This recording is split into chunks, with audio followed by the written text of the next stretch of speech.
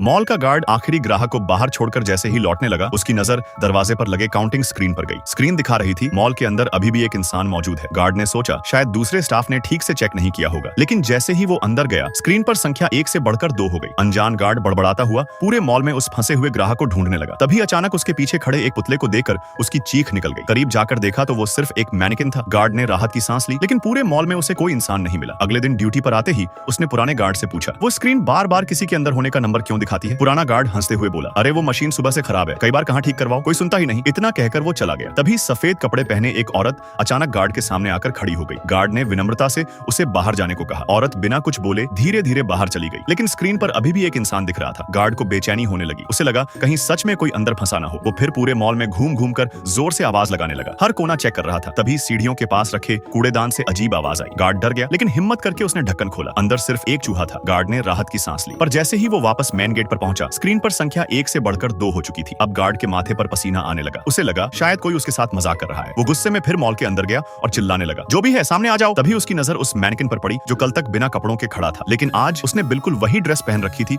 जो उस सफेद कपड़ों वाली औरत ने पहनी थी। यहाँ तक कि उसके बाल भी उसी औरत जैसे हो गए थे। गार्ड डर के मारे भागने लगा, लेकिन दरवाजे के ऊपर लगी स्क्रीन पर अब संख्या 3 दिखाई दे रही थी। अगली सुबह जब दूसरा गार्ड ड्यूटी पर आया तो उसे छोटा गार्ड कहीं दिखाई नहीं दिया, लेकिन उसने एक बात पर ध्यान नहीं दिया। अब वहाँ खड़े तीसरे मैनेकिन ने गार्ड की यूनिफॉर्म पहन रखी थी। लगता है वो गार्ड भी अब हमेशा के लिए उसी मॉल का हिस्सा बन चुका था।